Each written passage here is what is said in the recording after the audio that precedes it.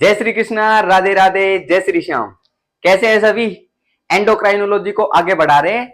उससे पहले भाई चैनल को सब्सक्राइब कर लो, लाइक कर दो, वीडियोस को शेयर कर दो, और वो जो बेल होती है ना, बेल, उसको भी दबा दिया करो, नोटिफिकेशन मिलते रहेंगे क्या अपलोड कर दिया सर ने।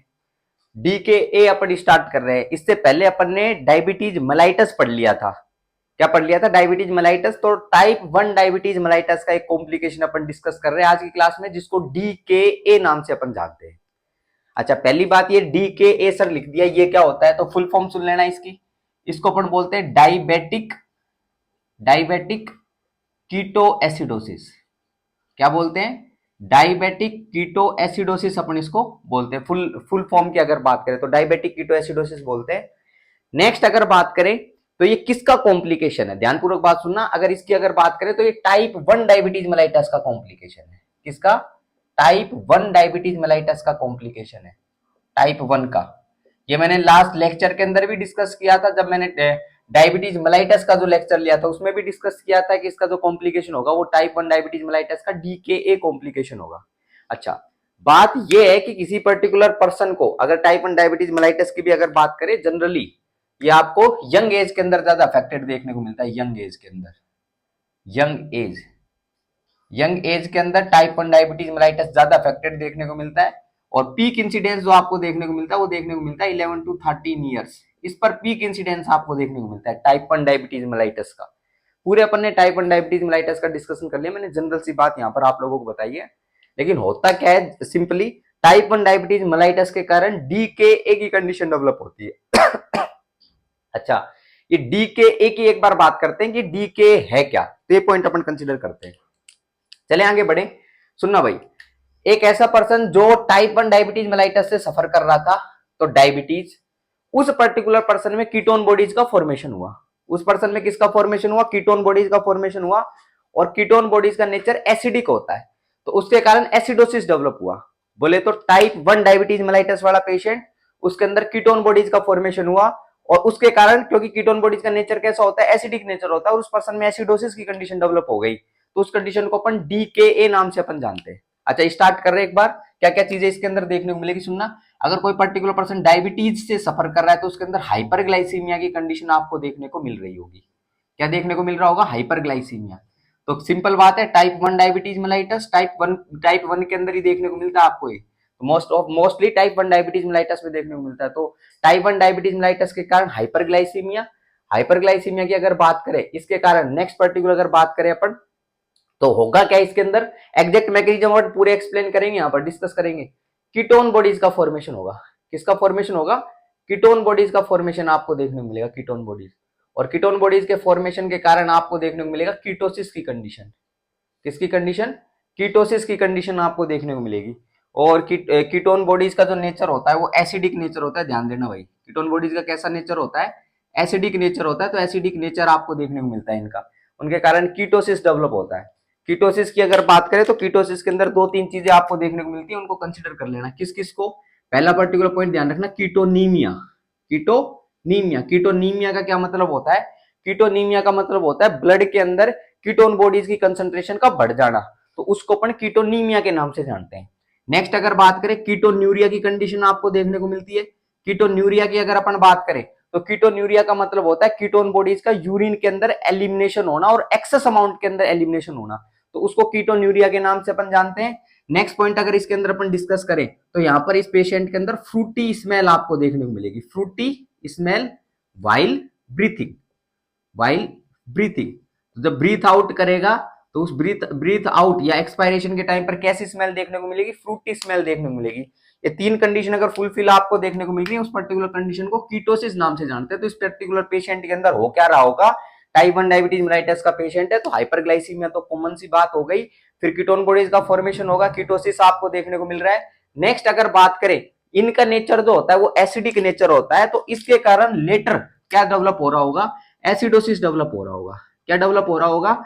एसिडोसिस। तो इस कंडीशन को अपन डिटेल में डिस्कस करने वाले हैं, ये डी के। और एसिडोसिस की अगर बात करें तो जो ब्लड पीएच होता है, ब्लड पीएच की एक बार बात कर लेते हैं। ब्लड पीएच जो होगा एसिडोसिस की कंडीशन में 7.35 से कम हो जाएगा। ब्लड पीएच कितना हो जाएगा? 7.35 से कम हो जाएगा। उस कंडीशन को एसिडोसिस नाम से जानते हैं। फिर विशेष बात ये कर लेते हैं कि नॉर्मल ब्लड पीएच कितना होता है। क्या नॉर्मल ब्लड पीएच कितना होता है? नॉर्मल ब्लड पीएच की अगर बात करें तो अपन कितना कंसीडर करते हैं? 7.35 से 7.45, इतना नॉर्मल अपन कंसीडर करते हैं। फिर विशेष बात यह आ जाती है कि बिल्कुल वो तो एवरेज के अंदर तो देख के पूछ ही नहीं रहा, वो तो एग्जैक्ट वैल्यू दे रहा है, तो उस एग्जैक्ट वैल्यू क्या देगा जिसके ऊपर अपन ऑप्शन देख के टिक कर देंगे। तो अगर एग्जैक्ट वैल्यू दे तो ध्यान देना 7.40, क्या 7.40, that is the normal blood pH. अगर 7.35 से कम हो जाए तो उस कंडीशन को एसिडोसिस बोलते हैं, और 7.45 से अगर ज्यादा हो जाए तो उस कंडीशन को एल्कलोसिस नाम से बोलते हैं। लेकिन इधर क्योंकि एसिडोसिस हो रहा है तो ब्लड पीएच आपको 7.35 से कम देखने को मिलने वाला है। लेटर स्टेज के अंदर ये चीज देखने को मिलती है। तो सारे के सारे पॉइंट अपन डिस्कस करने वाले हैं। अच्छा, आपने देखा होगा टाइप 1 डायबिटीज मेलाइटस से पर्टिकुलर पर्सन या बच्चा सफर कर रहा था, फिर क्या हुआ उसके अंदर अचानक से वो पर्टिकुलर पर्सन या वो पर्टिकुलर पेशेंट आपके पास में आया, और पेशेंट आके कंप्लेन करता है कि मतलब मुझे चक्कर वगैरह आ रहे हैं, या फिर कई बार होता है कि sometimes patient come that patient is unconscious, तो अनकॉन्शियसनेस की कंडीशन आप लोगों को देखने को मिलती है। तो इस पर्टिकुलर कंडीशन के अंदर डीके वाला पेशेंट या टाइप 1 डायबिटीज मेलाइटस वाला पेशेंट कई बार आप लोगों को कैसे अनकॉन्शियस हॉस्पिटल के अंदर देखने को मिलता है। कई बार अनकॉन्शियस, उसका इलाज चल रहा था फिर भी अनकॉन्शियस आए। इस पर्टिकुलर कंडीशन को अपन डायबिटिक कोमा नाम से अपन जानते हैं। किस नाम से जानते हैं? Diabetic coma. तो ये पॉइंट आप ध्यान रख सकते हो। That particular person may go into the prolonged state of unconsciousness that is known as diabetic coma। तो ये भी पॉइंट अपन इसके अंदर डिस्कस करने वाले हैं। एक बार अपन कहानी बेसिक से अपन स्टार्ट करेंगे, फिर धीरे धीरे अपन इसके अंदर बढ़ जाएंगे कि इसके अंदर हो क्या रहा होगा। चलो स्टार्ट करते हैं। टाइप 1 डायबिटीज मेलाइटस से पर्टिकुलर पर्सन सफर कर रहा है, तो अगर कर रहा है तो बीटा सेल का क्या हो चुका है? इसके अंदर डिस्ट्रैक्शन हो चुका है। बीटा सेल का क्या हो चुका है? डिस्ट्रैक्शन हो चुका है। ये पॉइंट ध्यान रखना, बीटा सेल डिस्ट्रैक्शन। और बीटा सेल का अगर डिस्ट्रैक्शन हो चुका है तो इंसुलिन का जो प्रोडक्शन है, इंसुलिन का प्रोडक्शन नहीं हो रहा होगा। इंसुलिन का प्रोडक्शन नहीं होगा, बोले तो इंसुलिन प्रोडक्शन डिक्रीज, तो इंसुलिन का प्रोडक्शन नहीं हो रहा है। अच्छा, इंसुलिन का प्रोडक्शन अगर नहीं हो रहा तो इस कंडीशन के अंदर इंसुलिन का जो एक्शन है वो भी नहीं हो पाएगा। नॉर्मल मैं बात करता हूं इंसुलिन का एक्शन क्या होता है, फिर पर्टिकुलर अपन बात करेंगे कि वो हो नहीं रहा होगा क्योंकि इंसुलिन का प्रोडक्शन ही नहीं हो रहा बीटा सेल के द्वारा। टाइप 1 डायबिटीज मेलाइटस का डिटेल लेक्चर पूरा अवेलेबल है, वहां से आप लोग देख सकते हो इसके अंदर क्या चीज देखने को मिलती है ना। इसके अंदर 90 to 95% से भी ज्यादा सेल्स जो होती है बीटा सेल्स की, वो क्या हो जाती है? डैमेज हो जाती है। उसके कारण भी इंसुलिन का प्रोडक्शन देखने को नहीं मिलता। अच्छा, नॉर्मल कंडीशन में होता क्या है?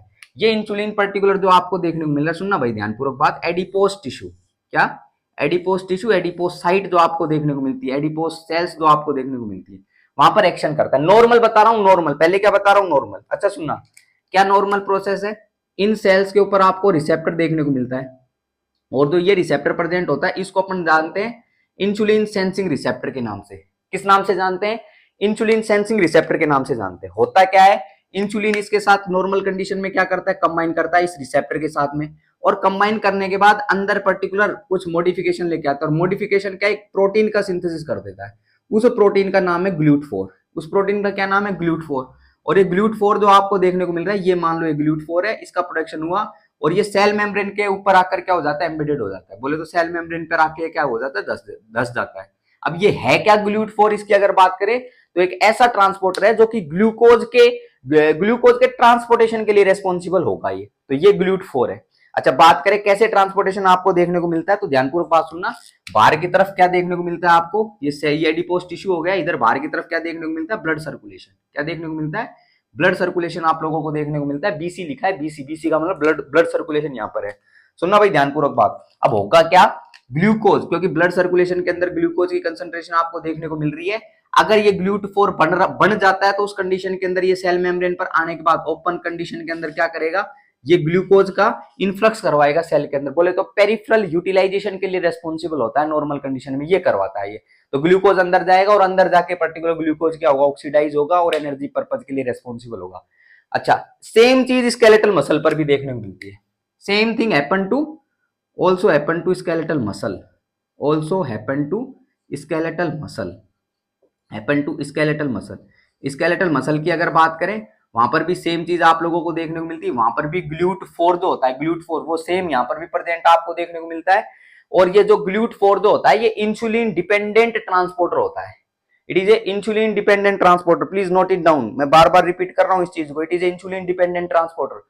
और इंसुलिन डिपेंडेंट ट्रांसपोर्टर का मतलब क्या होता है कि ये बिना इंसुलिन के GLUT4 का प्रोडक्शन नहीं होगा, और GLUT4 का प्रोडक्शन अगर बिना इंसुलिन के नहीं होगा तो ग्लूकोज अंदर की तरफ नहीं जा सकता है। सिंपल बात ये, सिंपल एंड स्वीट बात। अच्छा, अब बीटा सेल का डिस्ट्रक्शन हो चुका था, इंसुलिन का प्रोडक्शन नहीं हो रहा था, तो क्या ये इंसुलिन सेंसिंग रिसेप्टर के साथ कंबाइन करेगा क्या? इंसुलिन कंबाइन नहीं करेगा, क्योंकि इंसुलिन है ही नहीं। तो क्या GLUT4 का प्रोडक्शन होगा? नहीं होगा।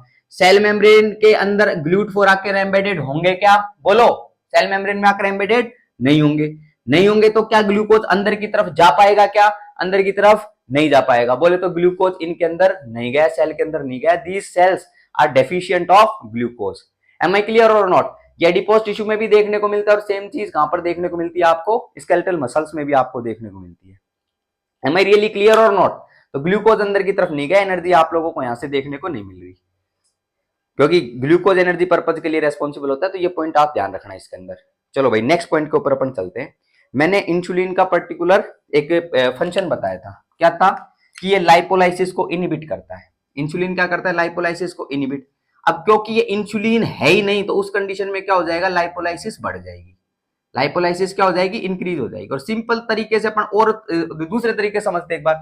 ग्लूकोज अंदर गया नहीं, मतलब सेल को क्या चाहिए थी? एनर्जी चाहिए थी, लेकिन ग्लूकोज के द्वारा एनर्जी मिली नहीं। तो एनर्जी कहां से मिलेगी? फैट टूटेगा। क्या? फैट टूटेगा। तो इस कंडीशन में जब इंसुलिन का डेफिशिएंसी आपको देखने को मिल रही है, तो क्या टूटेगा? फैट टूटेगा। फैट टूटेगा बोले तो लाइपोलाइसिस आपको देखने को मिलेगा।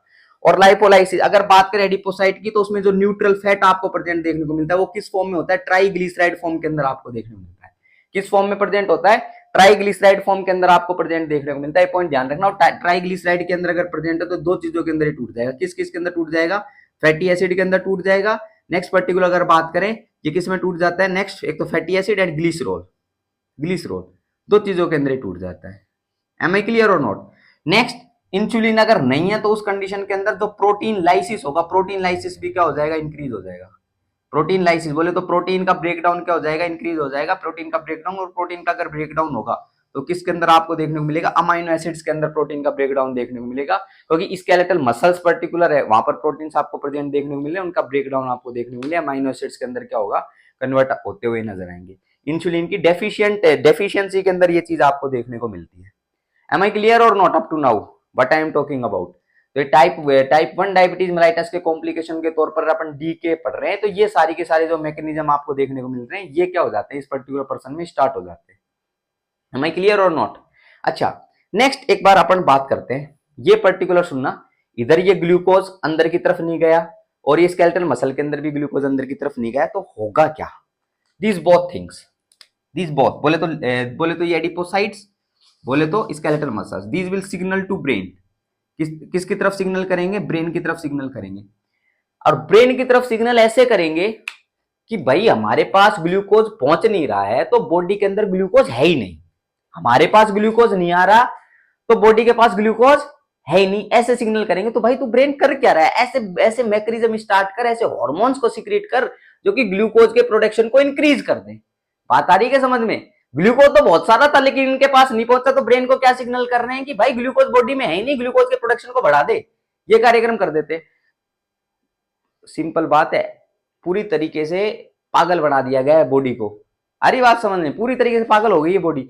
अच्छा, तो ये ब्रेन को सिग्नल करा इन्होंने। अच्छा, ब्रेन को किस प्रकार से सिग्नल किया कि भाई ग्लूकोज है ही नहीं, तो ब्रेन क्या करेगा? सुनना भाई ध्यानपूर्वक बात। ब्रेन की अगर बात करें, ब्रेन इंक्रीजेज प्रोडक्शन ऑफ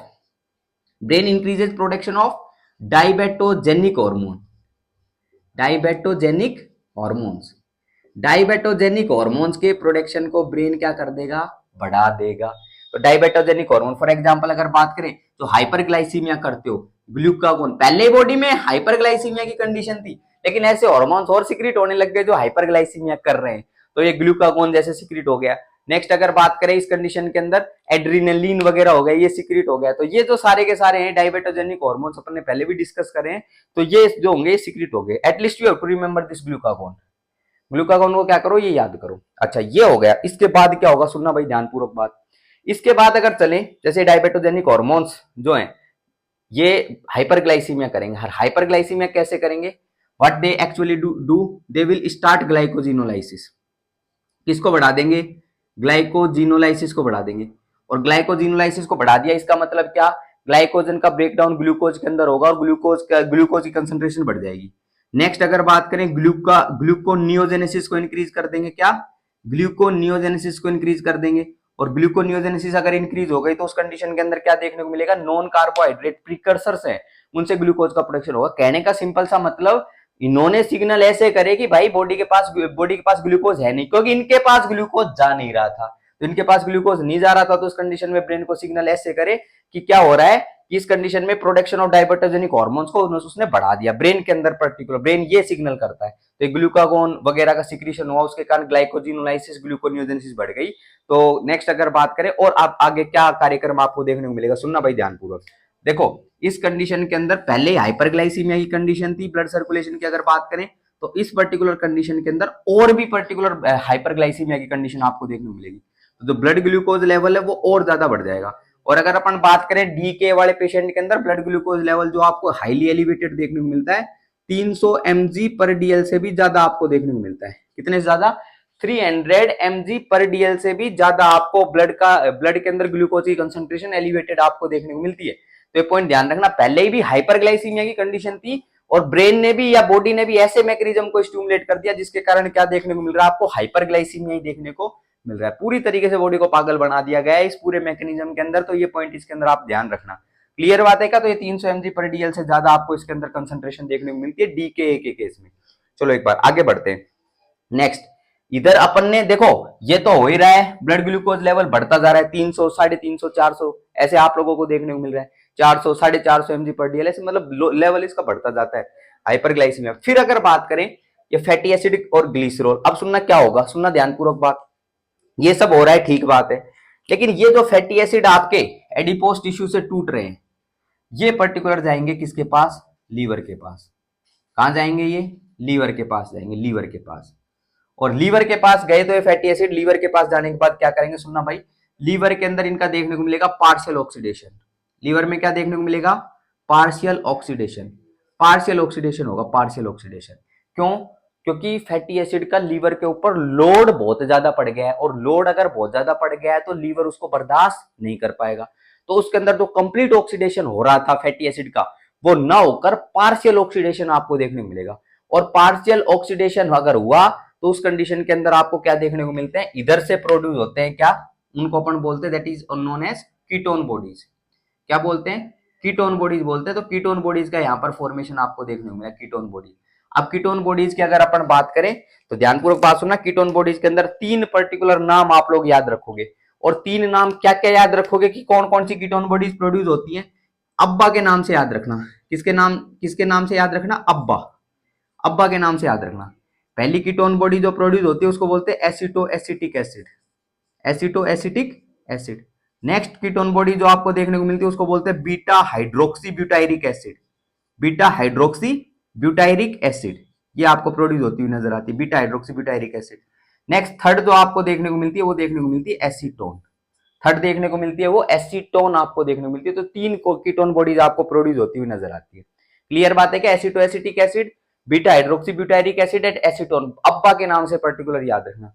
और ये जो एसीटोन की अगर अपन बात कर रहे हैं तो एसीटोन जब एक्सेल आउट करेंगे तो उस कंडीशन के अंदर एक स्पेशल टाइप की स्मेल आपको देखने को मिलेगी। और वो जो स्पेशल टाइप की स्मेल होगी रेस्पिरेशन में, उस स्मेल को फ्रूटी स्मेल बोलेंगे। कैसी स्मेल आपको देखने को मिलेगी, फ्रूटी स्मेल आपको देखने को मिलती है। क्लियर बात है क्या? तो ये पॉइंट आप इसके अंदर क्या कर सकते हो, ध्यान रख सकते हो। तो कीटोन बॉडीज का इसमें फॉर्मेशन होता है। अच्छा, थोड़े से पॉइंट अपन और आगे की तरफ बढ़ते हैं, थोड़ा सा पॉइंट अपन आगे की तरफ और डिस्कस करते हैं।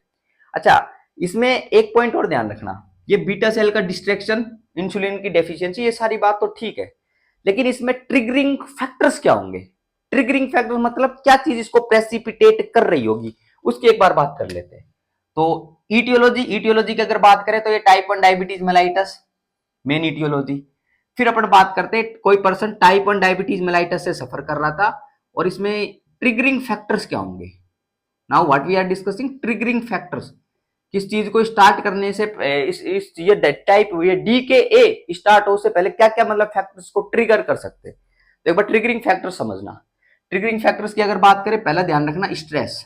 क्या, स्ट्रेस मतलब पर्सन टाइप 1 डायबिटीज मेलाइटस से तो सफर कर रहा था लेकिन स्ट्रेसफुल कंडीशन के अंदर आया, अचानक से स्ट्रेसफुल कंडीशन में आया, and that may trigger into DK, development of DK. Next अगर बात करें स्ट्रेस के बाद और पॉइंट अगर अपन डिस्कस करना चाहें, इन्फेक्शन। अगर बॉडी में क्या डेवलप हुआ, इन्फेक्शन डेवलप हुआ, तो उस कंडीशन के अंदर भी आपको क्या देखने को मिलेगा, ये डीके की कंडीशन आपको देखने को मिलेगी। और ट्रिगरिंग फैक्टर की अगर बात करें तो और पॉइंट आप इसके अंदर कंसीडर कर सकते हो, जैसे स्ट्रेस हो गया, इन्फेक्शन हो गया। नेक्स्ट अगर बात करें तो ध्यान रखना missing insulin dose, missing insulin dose, missing insulin dose. मैंने स्टार्टिंग के लेक्चर में बताया था कि टाइप 1 डायबिटीज मेलाइटस सफर कर रहा है, तो टाइप 1 डायबिटीज मेलाइटस से अगर सफर कर रहा है तो टाइप 1 डायबिटीज मेलाइटस का मैनेजमेंट कैसे करते हैं अपन, इंसुलिन देते हैं। क्या देते हैं, insulin, because type 1 diabetes mellitus is insulin dependent diabetes mellitus, तो उसमें इंसुलिन से ट्रीटमेंट करते हैं। और बीच में क्या कर दिया उसने, missing insulin dose, missing insulin dose. तो ये पॉइंट ध्यान रखना कि अगर इंसुलिन की डोज मिस कर देता है तो उसके अंदर ये ट्रिगरिंग फैक्टर हो सकता है, वो ट्रिगर कर सकता है। आ रही बात समझने। कई बार पेशेंट जो होता है ना, पेशेंट वो खाना नहीं खाता, क्या नहीं खाता, खाना नहीं खाता। तो खाना नहीं खाता तो उसको दिमाग में कई बार आता है मैंने खाना नहीं खाया, तो खाना नहीं खाया तो ब्लड ग्लूकोज लेवल तो बढ़ेगा नहीं, क्योंकि ग्लूकोज अंदर गया नहीं, क्योंकि खाना नहीं खाया तो ग्लूकोज अंदर नहीं गया, एब्जॉर्ब नहीं हुआ, तो हाइपरग्लाइसीमिया तो हुआ नहीं। तो उस कंडीशन में क्या कर देता है वो, कई बार मिस कर देता है डोज को। अरे बात समझ, क्या कर देता है, मिस कर देता है। या कई बार इनएडिक्वेट इंसुलिन डोज हो जाए, क्या हो जाए, इनएडिक्वेट। इनएडिक्वेट का मतलब, इनएडिक्वेट मतलब सफिशिएंट अमाउंट में जितनी डॉक्टर ने बोल रखी है उतनी नहीं ली हो, इनएडिक्वेट इंसुलिन डोज हो जाए। या फिर इंसुलिन की रिक्वायरमेंट ही बढ़ गई कि इस टाइम इंसुलिन की डोज जो थी वो क्या हो गई, वो उसको बढ़ानी चाहिए थी, लेकिन वो डॉक्टर के पास पर्टिकुलर जा नहीं रहा है बार बार, और उस कंडीशन में इंसुलिन की जो डोज थी वो तो बढ़ गई, मतलब इंसुलिन की रिक्वायरमेंट बढ़ गई और डोज वो उतनी ले रहा है, तो इनएडिक्वेट इंसुलिन डोज अपन बोलेंगे। मिसिंग इंसुलिन डोज, देखो खाना नहीं खाया उस पेशेंट ने, नहीं खाया तो एब्जॉर्ब नहीं हुआ, क्या नहीं हुआ, एब्जॉर्ब नहीं हुआ, और उसको क्या लगेगा कि भाई मैंने खाना नहीं खाया तो हाइपरग्लाइसीमिया तो हो नहीं सकता है, ऐसे लगेगा उसको, तो वो इंसुलिन की डोज को कई बार मिस कर देता है। लेकिन अगर वो इंसुलिन की डोज को अगर मिस करेगा, वो खाना नहीं भी खा रहा होगा, तो भी ये ग्लाइकोजिनोलाइसिस और ग्लूकोनियोजेनेसिस तो चलेंगे उसके अंदर, ग्लाइकोजिनोलाइसिस और ग्लूकोनियोजेनेसिस तो उसके अंदर स्टार्ट हो जाएंगे, और ये चलेंगे तो हाइपरग्लाइसीमिया कोज कर देगा। तो उसी दौरान इंसुलिन की तो रिक्वायरमेंट उसको पड़ने वाली। तो ध्यान रखना, एक हेल्थ एजुकेशन बता देता हूँ, कोई भी पर्सन ये डायबिटीज मेलाइटस जिसमें इंसुलिन चल रही है, तो उसको पहले ये बता देना कि भाई इंसुलिन जो डोज जो रेगुलर टाइम पे ले रहा है वो लेनी है, खाना खाए या मत खाए कोई मतलब नहीं है, पर इंसुलिन तो लेना ही लेना है, हमेशा बता देना ये। अरे बात समझो, क्योंकि अगर वो इंसुलिन की डोज को मिस करता है तो उस पर्टिकुलर कंडीशन में फिर ये जो फैक्टर्स जो है ये ट्रिगर हो सकते हैं, जैसे डीके की कंडीशन ट्रिगर हो सकती है। क्लियर बात है क्या? तो ये कुछ ईटियोलॉजी की अगर बात करें टाइप 1 डायबिटीज मेलाइटस, इसको ट्रिगरिंग फैक्टर की बात करें, स्ट्रेस, इन्फेक्शन वगैरह, मिसिंग इंसुलिन डोज, डाइट वगैरह टाइम पर ना लेना, तो ये पॉइंट सारे के सारे क्या कर सकते हैं, ट्रिगर कर सकते हैं। पार्शियल ऑक्सीडेशन हो गया है, पार्शियल ऑक्सीडेशन के कारण ये अब्बा आप लोगों के बनते हुए नजर आ रहे हैं। एसीटोन से ध्यान रखना, फ्रूटी स्मेल आपको देखने को मिलती है। Am I really clear or not? Clear बात है क्या? सही चल रहा है? चलो आगे बढ़ते हैं अपन। नेक्स्ट और क्या हो रहा होगा, ये अमाइनो एसिड टूट गए, अमाइनो एसिड की भी एक बार बात कर लेते हैं। ये अमाइनो एसिड अगर टूट गए हैं तो क्या देखने को मिलेगा आपको, सुनना भाई ध्यानपूर्वक बात। ये अमाइनो एसिड ब्रेन को सिग्नल करने वाले हैं कि भाई अमाइनो एसिड्स तो बहुत सारे टूट रहे हैं, मतलब प्रोटीन का ब्रेकडाउन आपको देखने को मिल रहा है, अमाइनो एसिड बहुत सारे बन रहे हैं। ब्रेन तू कर क्या रहा है यार, पागल हो गया है ब्रेन, कुछ खिला खिला दे इसको खाना। तो ऐसे पर्टिकुलर सेंटर जो कि हाइपोथैलेमस का सेंटर होता है, हंगर सेंटर हाइपोथैलेमस में प्रेजेंट होता है, उसको क्या कर देगा, स्टिमुलेट कर देगा। तो अमाइनो एसिड जो है ये जो क्या करेंगे, हंगर सेंटर को स्टिमुलेट कर देंगे, हंगर सेंटर को स्टिमुलेट। और हंगर सेंटर को अगर स्टिमुलेट करेंगे तो उस पर्टिकुलर कंडीशन के अंदर पॉलीफेजिया की कंडीशन आपको नजर आएगी। कैसी कंडीशन नजर आएगी? पॉलीफेजिया की कंडीशन इस कंडीशन के अंदर आपको नजर आएगी। तो पॉलीफेजिया आपको पेशेंट के अंदर डेवलप होता हुआ नजर आएगा। क्यों? क्योंकि ये प्रोटीन एक्सेस में ब्रेक डाउन हो रहे हैं, ये ब्रेन को सिग्नल करने वाले हैं कि ब्रेन भाई कर क्या रहा है, प्रोटीन टूट रहे हैं तो इसको खिला कुछ। तो उस कंडीशन में उसको ज्यादा भूख लगेगी, पॉलीफेजिया की कंडीशन आपको देखने को मिलेगी, ज्यादा खाएगा। M I really clear or not? Next point पे चलते हैं। चलो भाई, अब ये कीटोन बॉडीज जो हुई हैं, बनी है, इन पे अपन चलते हैं। सुनना भाई, ये ब्लड सर्कुलेशन है, हाइपरग्लाइसीमिया होता जा रहा है, साथ में क्या बनी, कीटोन बॉडीज बनी, वो अपन ने डिस्कस कर दी। कीटोन बॉडीज का कैसा नेचर होता है, एसिडिक। कैसा नेचर होता है? एसिडिक नेचर होता है। तो ये पर्टिकुलर अपन ने बोला कि ब्लड के अंदर H+ की कंसेंट्रेशन बढ़ गई है, एसिडिक नेचर कीटोन बॉडीज का। तो उसके कारण अपन बोलेंगे क्या, ब्लड के अंदर H+ की कंसेंट्रेशन बढ़ गई है। देखो, अगर अपन ब्लड के अंदर H+ की कंसेंट्रेशन को चेंज कर दें, बोले तो एसिडिक एनवायरनमेंट क्रिएट करे या एल्कलाइन एनवायरनमेंट क्रिएट करे, बॉडी आपकी बहुत अच्छी है, मतलब इस बात को तो मैं मानता हूं, बॉडी आपकी अच्छी है। कैसे अच्छी है? कि उसको रेगुलेट करने की कोशिश करती है, जो चेंज आपको देखने को मिल रहा है ब्लड पीएच में, उसको रेगुलेट करने की कोशिश करती है। अब ये H प्लस की कंसंट्रेशन बढ़ रही है, इसका मतलब पर्सन जो है वो एसिडोसिस में जा रहा है, लेकिन बॉडी जो है बॉडी वो चाहती है कि एसिडोसिस में ना जाए, तो बॉडी उसको क्या करेगी, रेगुलेट करेगी, कंपनसेट करने की कोशिश करेगी कि एसिडोसिस ना जाए। तो कंपनसेटरी मैकेनिज्म इसमें स्टार्ट हो जाते हैं। कैसे वो कंपनसेटरी मैकेनिज्म स्टार्ट हो जाते हैं, सुनना भाई, ध्यानपूर्वक बात सुनना। पहला पॉइंट, H प्लस की कंसंट्रेशन बढ़ रही है, ये मिलता है HCO3 माइनस के साथ। किसके साथ मिलता है? HCO3 माइनस के साथ मिलता है, HCO3 माइनस के साथ। HCO3 माइनस क्या है? ये बाइकार्बोनेट आयन होता है, इट इज ए एल्कलाई, जो कि नॉर्मल आपकी ब्लड सर्कुलेशन में प्रेजेंट होती है। अगर अपन नॉर्मल कंसंट्रेशन की बात करें, नॉर्मल HCO3 की बात करें, तो नॉर्मल HCO3, सुनना भाई बात, नॉर्मल HCO3 माइनस, इसकी कंसंट्रेशन अगर ब्लड के अंदर ले तो कितनी आपको देखने को मिलती है? That is around 21 to 28 milli equivalent per litre. Slight variation are allowed, again कोई 22 से 28 मिली इक्विवेलेंट पर लीटर बोलता है, कोई 21 से 28 ऐसे कंसीडर करते हैं, but slight variation are allowed. तो ये इतनी कंसंट्रेशन आपको देखने को मिलती है इधर। अच्छा, नेक्स्ट पर्टिकुलर पॉइंट पे चलते हैं अपन। तो ये HCO3 माइनस की कंसंट्रेशन अपन ने लिख दी इतनी इतनी ब्लड में, ये H प्लस HCO3 माइनस के साथ कंबाइन करता है, ये पॉइंट अपन ने ये कंपनसेटरी मैकेनिज्म बता रहा हूं मैं, कंपनसेटरी मैकेनिज्म ध्यान देना कि कैसे पर्टिकुलर ये हाई कंसंट्रेशन जो है इसको कैसे रेगुलेट करने की कोशिश करती है। इसके साथ कंबाइन हुआ, और इसके साथ कंबाइन होते एक साथ किसका फॉर्मेशन होता है? H2CO3 का फॉर्मेशन होता है। किसका फॉर्मेशन? H2CO3 का फॉर्मेशन होता है। और H2CO3 दो चीजों के अंदर डिसोसिएट हो जाता है, एक तो पानी के अंदर और एक दूसरा CO2 के अंदर। एक तो पानी के अंदर, दूसरा किसके अंदर? CO2 के अंदर डिसोसिएट हो जाता है। तो ये पॉइंट इसके अंदर आप क्या करना, ध्यान रखना, पानी में और CO2 के अंदर डिसोसिएट हो जाएगा। अच्छा, ये सारा कार्यक्रम जो आप लोगों को देखने को मिलता है वो एक स्पेशल एंजाइम की प्रेजेंस में देखने को मिलता है। कोई बता सकता है क्या? I am giving you hint, ये एक ऐसा एंजाइम है जो कि आपकी पूरी बॉडी सेल्स के अंदर प्रेजेंट आपको देखने को मिलता है। कोई बताना चाहेगा क्या? He is the CA of your body. CA, बोलो बोलो। कार्बोनिक एनहाइड्रेज, नाम सुना है क्या? Carbonic anhydrase. ये जो रिएक्शन जो है ये कैटालाइज किसकी प्रेजेंस में होती है? कार्बोनिक एनहाइड्रेज की प्रेजेंस में कैटालाइज होती है, तो कार्बोनिक एनहाइड्रेज। अच्छा, इसमें क्या किया बॉडी ने, सुनना भाई, H प्लस जो था इसको लास्ट में H2 और CO2 के अंदर चेंज कर दिया। किसमें चेंज कर दिया? CO2 के अंदर। H प्लस, इसकी अगर बात करें, it is a highly acidic environment, and CO2 is a acidic gas. CO2 भी एक एसिडिक गैस है, but CO2 is a less acidic gas. Body ने क्या किया? हाईली एसिडिक एनवायरमेंट को लेस एसिडिक गैस के अंदर चेंज कर दिया। It is good for you और नॉट? हाँ, गुड तो है बिल्कुल। हाईली एसिडिक एनवायरमेंट हो रहा था, CO2 बन गई, CO2 भी एक एसिडिक गैस है पर लेस एसिडिक गैस है, उस CO2 के अंदर कन्वर्ट कर दिया। और CO2 के अंदर अगर कन्वर्ट कर दिया तो मतलब CO2 आप लोगों की बॉडी के अंदर ज्यादा देखने को मिल रही होगी, एंड CO2 अगर ज्यादा देखने को मिलती है, they will stimulate the respiratory centre. Respiratory centre को क्या करती है? स्टिमुलेट करती है। रेस्पिरेटरी सेंटर को स्टिमुलेट अगर करती है तो उस कंडीशन में हाइपर वेंटिलेशन आपको देखने को मिलता है। क्या देखने को मिलता है?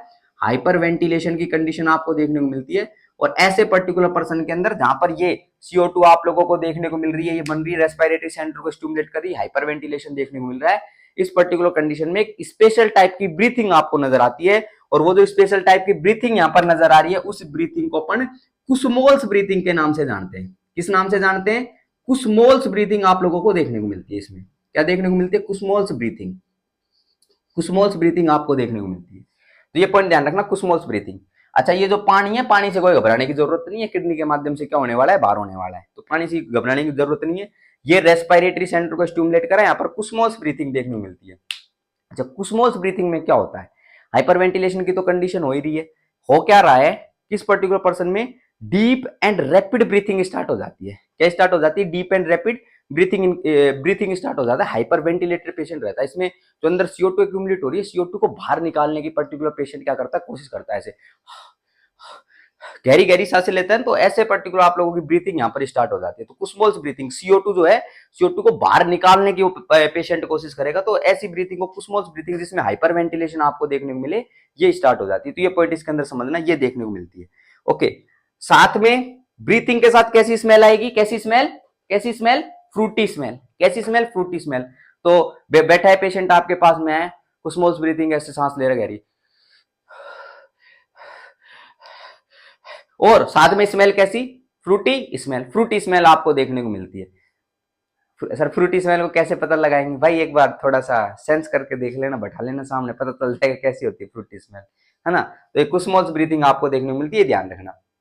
अच्छा, नेक्स्ट, कुसमोल्स ब्रीथिंग के बारे में हम पॉइंट डिस्कस करना चाहता हूं। कुसमोल्स ब्रीथिंग किस किस कंडीशन में देखने को मिलती है? एक न्यूमोनिक के नाम माध्यम से ध्यान रखना, न्यूमोनिक के माध्यम से ध्यान रखना कि कुस्मोल्स ब्रीथिंग किस किस कंडीशन में देखने को मिलेगी। कुस्मोल्स ब्रीथिंग के कोजेज में लिख रहा हूं भाई, क्या लिख रहा हूं, कोजेज लिख रहा हूं, तो हमेशा याद रखना KUMAL, कुस्मल वर्ड याद रखना। क्या ध्यान रखना, कुस्मल्स, कुस्मोल्स में कुस्मल कर देना, क्योंकि अपन हिंदी वाले तो कुस्मोल्स को तो कुस्मल तो कर ही सकते हैं, कर सकते कि नहीं कर सकते, तो कुस्मल सारे के सारे कोजेज हो गए किसके, कुस्मल्स ब्रीथिंग के। बता रहा हूं मैं क्या क्या कोजेज हो गए, सुनना भाई। पहला जो कोजेज आपको देखने को मिलता है दैट इज के स्टैंड्स फॉर कीटोन बॉडीज, के स्टैंड्स फॉर कीटोन बॉडीज। अगर कीटोन बॉडीज देखने को मिल रही है तो उसके अंदर कुस्मल्स ब्रीथिंग देखने को मिलेगी। Next, U stands for uremia, U stands for uremia, uremia अगर देखने को मिल रहा है उसमें भी कुस्मल्स ब्रीथिंग देखने को मिलेगी। Next, S stands for septicaemia, septicaemia, septicaemia वाले पेशेंट के अंदर भी आपको देखने को मिलेगी, सीवियर इन्फेक्शंस डेवलप हो रहे हैं। Next, S stands for salicylate poisoning, salicylate poisoning, salicylate poisoning. और सेलीसाइक्लेट पॉइजनिंग की अगर बात करें, इसको सेलीसाइक्लिज्म नाम से जानते हैं। एक ड्रग जैसे कि अपन बोले जिसमें सेलीसाइक्लिक एसिड होता है, एस्प्रिन, एस्प्रिन नाम सुना है कि एस्प्रिन, एस्प्रिन की टॉक्सिसिटी हो जाए तो उसके अंदर भी कुस्मोल्स ब्रीथिंग आपको देखने को मिलती है। नेक्स्ट अगर बात करें, एम से ध्यान रखना, मिथेनॉल पॉइजनिंग, क्या देखने को मिलती है, मिथेनॉल पॉइजनिंग। मिथेनॉल पॉइजनिंग के अंदर भी आपको ये देखने को मिलती है, क्या देखने को मिलती है, मिथेनॉल पॉइजनिंग के अंदर भी ये आपको देखने को मिलती है। क्लियर बात है क्या, मिथेनॉल पॉइजनिंग। एमसीक्यू लिख देता हूं एक, क्या लिख रहा हूं, एमसीक्यू। और एमसीक्यू सुन लेना, जो मिथेनॉल पॉइजनिंग होती है इसमें जो एंटीडोट होता है वो होता है फोमिपिजोल। क्या एंटीडोट होता है, फोमिपिजोल एंटीडोट होता है। किसका एंटीडोट होता है, फोमिपिजोल। भाई मिथेनॉल पॉइजनिंग का एंटीडोट क्या होता है, फोमिपिजोल होता है, ध्यान देना भाई। क्लियर बात है क्या, फार्माकोलॉजी में क्वेश्चन आता है ये, तो ये पॉइंट मैंने क्लियर कर दिया। नेक्स्ट, पर्टिकुलर ए से ध्यान रखना, एसिडोसिस, ऐसे क्या ध्यान रखना, एसिडोसिस। ये एसिडोसिस के अंदर अपन करवा ही रहे, तो एसिडोसिस में कुस्मोल्स ब्रीथिंग आपको देखने को मिलती है। और एल से ध्यान रखना, लैक्टिक एसिडोसिस, क्या ध्यान रखना, लैक्टिक एसिडोसिस ध्यान रखना। लैक्टिक एसिडोसिस में भी क्या देखने को मिलती है आपको, कुस्मोल्स ब्रीथिंग देखने को मिलती है। तो मैंने सारे के सारे कोजेस जो थे, जो मोस्ट इंपोर्टेंट थे, वो सारे के सारे डिस्कस कर दिए। कुस्मोल्स ब्रीथिंग, और कुस्मोल्स ब्रीथिंग में हाइपर वेंटिलेशन होता है, अंदर जो CO2 बन रही है उसको बाहर निकालने की पर्सन क्या करता है, कोशिश करता है। क्लियर बात है क्या, डीप ब्रीथिंग आपको इसके अंदर देखने को मिलती है।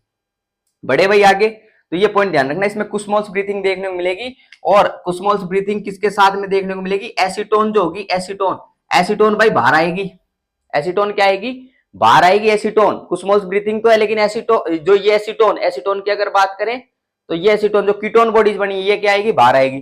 तो ये साथ में कुस्मोल्स ब्रीथिंग के साथ में एसीटोन अगर बाहर आ रही है तो ध्यान देना, फ्रूटी स्मेल आपको नजर आएगी, फ्रूटी स्मेल, इंपॉर्टेंट बात लिख रहा हूँ, फ्रूटी स्मेल। तो ऐसे पेशेंट के अंदर फ्रूटी स्मेल आप लोगों को देखने को मिलती है।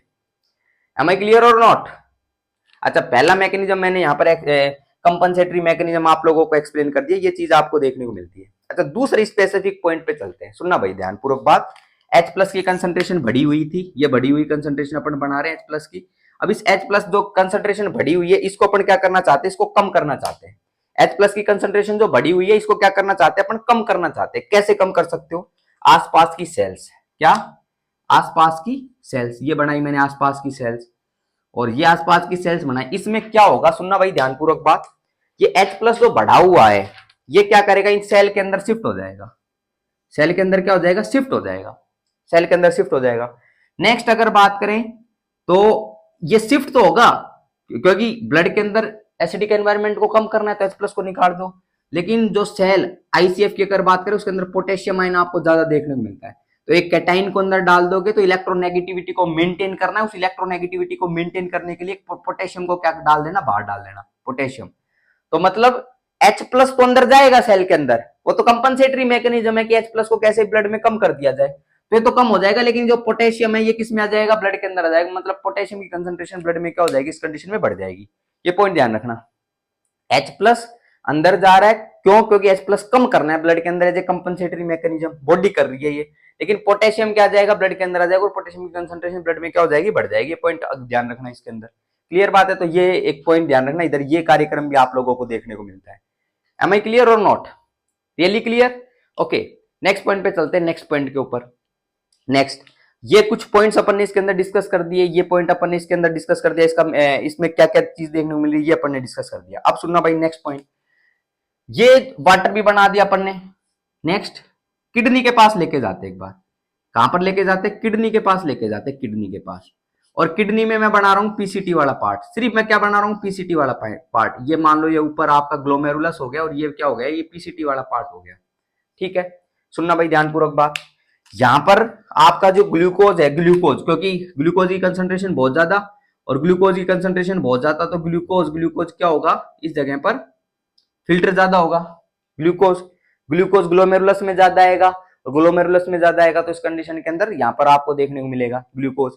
और ग्लूकोज अगर यहां पर ज्यादा देखने को मिल रहा है तो उस कंडीशन में एक अपन ने ऑस्मोसिस का कॉन्सेप्ट पढ़ा है। किसका कॉन्सेप्ट पढ़ा है, ऑस्मोसिस का कॉन्सेप्ट पढ़ा है कि आसपास की जो सेल्स है, इंटरस्टिशियल स्पेस है, वहां से पर्टिकुलर पानी निकलेगा और पानी किधर चला जाएगा, गाढ़ी चीज की तरफ चला जाएगा। किधर चला जाएगा पानी, गाढ़ी चीज की तरफ चला जाएगा। अब रीनल ट्यूब्यूल की अगर बात करें, इस हिस्से के अंदर आपको ज्यादा पानी देखने को, ज्यादा ग्लूकोज देखने को मिल रहा था, मतलब कॉन्सेंट्रेशन इधर ज्यादा थी। और कंसंट्रेशन अगर ज्यादा थी तो H2O क्या चला जाएगा, अंदर की तरफ चला जाएगा। और अंदर की तरफ अगर चला गया तो इस कॉन्सेप्ट को ऑस्मोटिक डायूरेसिस के नाम से जानते हैं। किस नाम से जानते हैं, ऑस्मोटिक डायूरेसिस के नाम से जानते हैं, ऑस्मोटिक डायूरेसिस के नाम से। तो ऑस्मोटिक डायूरेसिस इसके अंदर देखने को मिली। और ऑस्मोटिक डायूरेसिस अगर देखने को मिली तो ये पानी इसके अंदर जा रहा है, पानी अगर इसके अंदर जा रहा है तो इस पर्टिकुलर कंडीशन में ऑस्मोटिक डायूरेसिस के कारण पोलीयूरिया की कंडीशन देखने को मिलती है। क्या देखने को मिलती है, पोलीयूरिया की कंडीशन इस पेशेंट के अंदर देखने को मिलती है। क्यों, क्योंकि पानी रीनल ट्यूब्यूल के अंदर आ चुका है, ग्लूकोज ने गाढ़ापन बढ़ा दिया था, पानी अंदर की तरफ आया और पानी अंदर की तरफ आया तो वो सारा का सारा पानी जो है ना, इलेक्ट्रोलाइट्स को भी फ्लश आउट करके लेके जाएगा, भाग के ले जाएगा। तो पोलीयूरिया की कंडीशन देखने को मिलेगी, यूरिनरी आउटपुट बढ़ गई। और ध्यानपूर्वक बात सुनना, इलेक्ट्रोलाइट्स जो है, इलेक्ट्रोलाइट्स वो भी भाग के ले जाएगा। और इलेक्ट्रोलाइट्स अगर भाग के ले जाएगा इंक्लूडिंग पोटेशियम, पोटेशियम को भी भाग के ले जाएगा। इधर जो पोटेशियम आ रहा था ना, पोटेशियम वो बाहर निकल जाएगा इधर। आ रही बात समझ में, am I really clear or not. तो पॉलीयूरिया की कंडीशन इसके अंदर आपको देखने को मिलती है। और पॉलीयूरिया में यूरिनरी आउटपुट बढ़ जाती है, इंक्लूडिंग पोटेशियम बाहर की तरफ ज्यादा निकलेगा। That's why potassium level monitoring is the main criteria in DK management. Potassium को अपन मॉनिटर करता है, पोटेशियम की सीरम कंसंट्रेशन को अपन मॉनिटर करते हैं। और even though cardiac monitoring is very very important if you talk about the management of DK. क्यों कार्डियक मॉनिटरिंग जरूरी है, क्योंकि small fluctuations in potassium concentration can lead to cardiac dysrhythmia, ये कार्डियक रिथमिया प्रोड्यूस करेगा। बात ये आती है कि पोटेशियम की कंसंट्रेशन नॉर्मल कितनी होती है, किसकी कंसंट्रेशन, पोटेशियम की कंसंट्रेशन नॉर्मल कितनी होती है, पोटेशियम की, किसमें, सीरम, सीरम में लेने भाई, सीरम पोटेशियम कंसंट्रेशन की अगर बात करें तो 3.5 से 5 मिली इक्विवेलेंट पर लीटर, 3.5 से 5 मिली इक्विवेलेंट पर लीटर, इतनी कंसंट्रेशन पोटेशियम की नॉर्मल आपको देखने को मिलती है। तो इसके अंदर पर्टिकुलर अगर वेरिएशंस देखने को मिलेंगे, then cardiac dysrhythmias, ECG changes आप लोग मॉनिटर करना है। And even though you have to monitor the serum potassium fluctuation, serum potassium level को भी क्या करना है, मॉनिटर करना है अपने को। तो पॉलीयूरिया की कंडीशन आपको देखने को मिल रही है। Am I clear or not. तो अभी तक क्या चीज देखने को मिल रही है, पॉलीफेजिया इस कंडीशन में अपने को देखने को मिल रहा है और पॉलीयूरिया देखने को मिल रहा है। I am one more giving the reason, उसकी अगर बात करें अपन उस पर चल रहे हैं, दैट इज पॉलीडिप्सिया। पॉलीडिप्सिया का रीजन सुन लेना एक बार। पॉलीडिप्सिया देखो, हाइपोथैलेमस की एक बार बात करते हैं, हाइपोथैलेमस की, हाइपोथैलेमस। और हाइपोथैलेमस के अंदर एक सेंटर मैंने बता रखा है, that is known as osmoregulatory centre. कौन सा centre, osmoregulatory centre, osmoregulatory centre. तो ऑस्मो रेगुलेटरी सेंटर प्रेजेंट होता है और वो ऑस्मो रेगुलेटरी सेंटर स्टिमुलेट होगा। क्यों, क्योंकि ब्लड ग्लूकोज लेवल जो बढ़ा हुआ है, क्या, ब्लड ग्लूकोज लेवल जो बढ़ा हुआ है, ब्लड ग्लूकोज लेवल इंक्रीज है। अगर ये इंक्रीज है तो सीरम ऑस्मोलैलिटी क्या रहेगी, ज्यादा रहेगी। सीरम ऑस्मोलैलिटी बढ़ी हुई है और सीरम ऑस्मोलैलिटी अगर बढ़ी हुई है, गाढ़ापन ज्यादा है, तो थर्स्ट सेंटर आप लोगों का स्टिमुलेट होगा। क्या स्टिमुलेट होगा, थर्स्ट सेंटर, ये ऑस्मो रेगुलेटरी सेंटर जो कि ऑस्मोलैलिटी को बैलेंस करने की कोशिश करेगा। और साथ में क्या स्टिमुलेट होगा, थर्स्ट सेंटर यहाँ पर स्टिमुलेट होगा। थर्स्ट सेंटर, थर्स्ट सेंटर कहां पर प्रेजेंट होता है, हाइपोथैलेमस में प्रेजेंट होता है, ये भी स्टिमुलेट होगा। और ये अगर स्टिमुलेट हो गया तो उसके अंदर क्या पर्टिकुलर पर्सन को लगेगी, थर्स्ट, बोले तो पॉलीडिप्सिया की कंडीशन देखने को मिलेगी। क्या देखने को मिलेगी, पॉलीडिप्सिया की कंडीशन आपको इस पेशेंट के अंदर देखने को मिलेगी। तो पॉलीडिप्सिया देखने को मिलेगा। M I clear or not. तो इस पेशेंट के अंदर पॉलीडिप्सिया की कंडीशन भी देखने को मिलती है। 3P यहां पर भी हो गए, पॉलीयूरिया, पॉलीफेजिया, पॉलीडिप्सिया। क्लियर बात है क्या। और अगर अपन डिस्कस करें इसके अंदर और क्या क्या चीज देखने को मिल रही है, ये पॉलीयूरिया की कंडीशन देखने को मिल रही है। सेल्यूलर डिहाइड्रेशन लिख देना भाई, क्या लिख देना, सेल्यूलर डिहाइड्रेशन। तो इस कंडीशन के अंदर सेल्यूलर डिहाइड्रेशन की कंडीशन नजर आएगी। और सेल्यूलर डिहाइड्रेशन की कंडीशन अगर नजर आ रही है तो ध्यानपूर्वक बात सुनना, इधर और क्या क्या चीजें देखने को मिलेगी, वेट लॉस की कंडीशन देखने को मिलेगी। कैसी कंडीशन? Weight loss. जो वेट लॉस की कंडीशन, ये साइन एंड सिम्टम्स में लिखने वाले हैं अपन। 3P हो गए, सेलुलर डिहाइड्रेशन में लिखने वाले हैं अपन, वेट लॉस की कंडीशन देखने को मिलेगी। नेक्स्ट पर्टिकुलर अगर बात करें इस पर्सन के अंदर, आपको जो देखने को मिलेगी वो देखने को मिलेगी संकन आइज। क्या देखने को मिलेगी? Sunken eyes. Sunken eyes, sunken eyes, sunken eyes are the clinical manifestations of dehydration. Dehydration में संकन आइज आप लोगों को देखने को मिलती है। ये जो आंखें ना, आंखें जैसे ये जो है ये पार्ट, ये थोड़ा बार बार ऐसे निकला हुआ देखने को मिलेगा, आंखें अंदर की तरफ ऐसे धसी हुई आपको नजर आती है अंदर, तो ये थोड़ा मोटा मोटा part, that is known as sunken eyes. Alien, alien देखा है क्या? एलियन सर हमने तो नहीं देखा, तो पर मान लो एलियन, तो ऐसी ऐसी आइज आपको देखने को मिलेगी। अब किसी को बोलने मत लग जाना भाई एलियन, तुम डीके वाले पेशेंट को देख के रहे हॉस्पिटल में पेशेंट को ठीक करने के लिए जा रहे हो तुम, तो बोलने मत लग जाना। तो ये संकन आइज देखने को मिलेगी। और सेलुलर डिहाइड्रेशन के कारण क्या चीज देखने को मिल सकती है? ध्यानपूर्वक बात सुनना, ड्राई माउथ। क्या देखने को मिल सकता है? ड्राई माउथ देखने को मिल सकता है। तो ड्राई माउथ की कंडीशन देखने को मिल सकती है। Am I clear or not? तो ये चीज आपको ध्यान रखनी है, संकन आइज, ड्राई माउथ वगैरह हो गया। नेक्स्ट, और डिहाइड्रेशन के कारण अगर अपन डिस्कस करें, स्किन टर्गिडिटी विल डिक्रीज। तो स्किन टर्गर विल डिक्रीज। तो सारे के सारे डिहाइड्रेशन वाले जो पॉइंट है ये सारे के सारे अपन कवर कर चुके। Skin turgor will decrease, skin turgor will decrease. Am I really clear or not? Skin turgor will decrease. और डिहाइड्रेशन की अगर बात करें, इस पर्सन में डिहाइड्रेशन देखने को मिल रहा है, then in blood what will happen? Your electrolytes will start concentrating. Electrolytes जो होंगे आपके वो क्या करने लग जाएंगे? कंसंट्रेट होने लग जाएंगे। ध्यानपूर्वक बात सुनना। For example, your electrolytes, potassium will concentrate air, sodium will concentrate air. Next point की अगर बात करें इसके अंदर, your urea, urea will concentrate in the blood, क्योंकि डिहाइड्रेशन की कंडीशन में आपको देखने को मिलता है, तो उनकी मॉनिटरिंग भी यहाँ पर जरूरत हो जाएगी। वो भी पॉइंट में इसके अंदर डिस्कस करने वाला हूं। तो वेट लॉस, संकनाइज ये। नेक्स्ट अगर बात करें एब्डोमिनल पेन, नेक्स्ट अगर बात करें, इधर लिख रहा हूं, इस कंडीशन में क्या देखने को मिलेगा? एब्डोमिनल पेन आपको देखने को मिलेगा। Abdominal pain, abdominal pain, abdominal pain देखने को मिलेगा। नेक्स्ट अगर बात करें एब्डोमिनल पेन के साथ में इस पर्टिकुलर कंडीशन में लिथार्जी, क्या देखने को मिलेगी? लिथार्जी। फटीग देखने को मिलेगा, फटीग, लिथार्जी, फटीग। ये कीटोन बॉडीज बन रही हैं, कीटोन बॉडीज, कीटोन बॉडीज जिसकी कंसंट्रेशन बढ़ रही है, they will stimulate your CTZ. Ketone bodies will stimulate the patient CTZ, not your CTZ, your patient CTZ. आ रही बात समझ में? And will result into nausea and vomiting. Nausea and vomiting इस कंडीशन में आपको नजर आने वाली है। क्या नजर आने वाली है? Nausea and vomiting, nausea and vomiting, including anorexia will occur, anorexia. आ रही बात समझ में? Weight loss is happening in this condition and anorexia may occur. Polyphagia, listen carefully, polyphagia, कहां लिखा है? पोलीफेजिया, पोलीफेजिया होगा इस पर्टिकुलर पर्सन में, पर कुछ कंडीशंस के अंदर एनोरेक्सिया में develop. Anorexia will loss of appetite, but generally these if amino acids are particular, ये एमिनो एसिड्स बन रहे हैं, then they will stimulate the hunger centre, polyphagia will occur. But कुछ पर्टिकुलर पेशेंट्स की अगर बात करें, समटाइम्स एनोरेक्सिया में हैपन।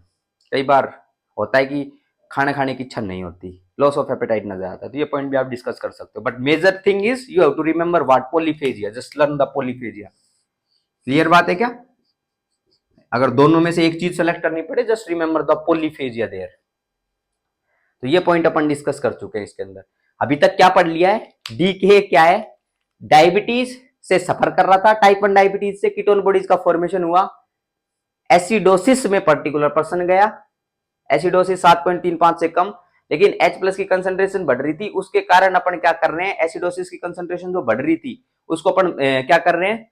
काउंटर रेगुलेट कर रहे हैं, कंपनसेट कर रहे हैं। तो कंपनसेट के कारण ये पोटेशियम इधर चला गया। अरे बात समझ में? बाकी ये CO2 का फॉर्मेशन हुआ, फ्रूटी स्मेल वगैरह देखने को मिली, कुसमल्स ब्रीथिंग के अपन ने पॉइंट डिस्कस कर दिए।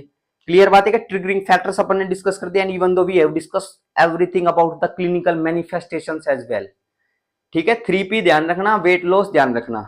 M I clear or not? Fatigue, lethargy ये देखने को मिलेगी आप लोगों को। सेल्यूलर डिहाइड्रेशन के कॉन्सेप्ट पे चले जाना, उसमें जो चीजें आपको देखने को मिलती है वो देखने को मिलेगी। क्लियर बात?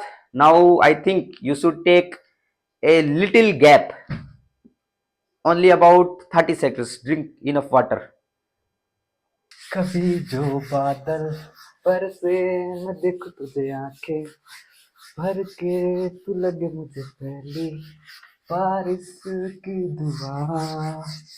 हाँ भाई, क्या चल रहा था? आ गए सर गुनगुनाते हुए? बिल्कुल सर गुनगुनाएंगे भाई, फुल माहौल बनना चाहिए।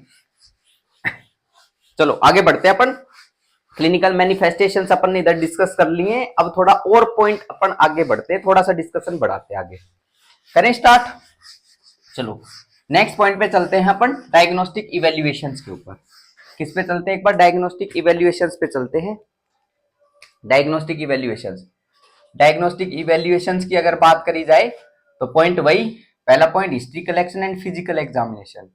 History collection and physical examination, तो ये पॉइंट आप इसके अंदर ध्यान रखना, हिस्ट्री कलेक्शन फिजिकल एग्जामिनेशन सब में ही करना होता है। हरी बात समझ में? कोई डिसऑर्डर आ जाए सब के अंदर, सब में हिस्ट्री कलेक्शन फिजिकल एग्जामिनेशन करना भी है और लिखना भी है एग्जाम के अंदर, अपने को तो पास होना है, तो history collection and physical examination. Next अगर बात करें और अपन क्या कर सकते हैं, ध्यानपूर्वक बात सुनना। नेक्स्ट अगर बात करें तो monitor blood urea nitrogen and serum creatinine. Blood urea nitrogen and serum creatinine क्यों मॉनिटर करना है blood urea nitrogen and serum creatinine का? मैंने अभी डिस्कस किया है, there is dehydration like condition, और डिहाइड्रेशन की कंडीशन के अंदर क्या हो रहा होगा, ये blood urea nitrogen they will start concentrating in the blood, blood में इनकी कंसंट्रेशन देखने को मिलेगी, देयर कंसंट्रेशन विल इंक्रीज, तो अमाउंट बढ़ जाएगी क्योंकि कंसंट्रेट हो जाते हैं, गाढ़ापन आपको देखने को मिलता है डिहाइड्रेशन की कंडीशन। तो monitor for blood urea nitrogen as well as serum creatinine, normal concentration पे चलते हैं। ब्लड यूरिया नाइट्रोजन की नॉर्मल कंसंट्रेशन जो आपको देखने को मिलती है वो होती है 10 से 20 mg पर डीएल। कितनी? 10 से 20 mg पर डीएल, 10 से 20 mg पर डीएल। नेक्स्ट अगर बात करें सीरम क्रिएटिनिन की, अगर बात करें इसकी जो नॉर्मल कंसंट्रेशन आपको देखने को मिलती है, मेल्स की अगर बात करें तो मेल्स में देखने को मिलती है 0.6 से 1.2 mg पर डीएल। कितनी? 0.6 से 1.2 mg per dl is the normal serum creatinine concentration in the males।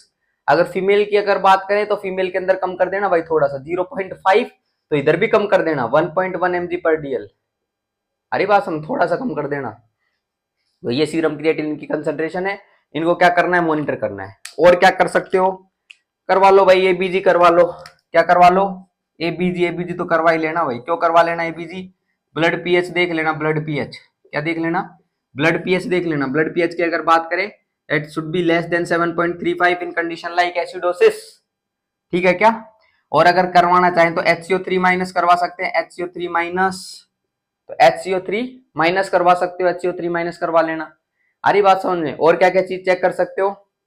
और चेक कर लेना, go and check the serum potassium levels. Serum potassium level को चेक कर लेना। नॉर्मल मैंने बता दी कितनी? 3.5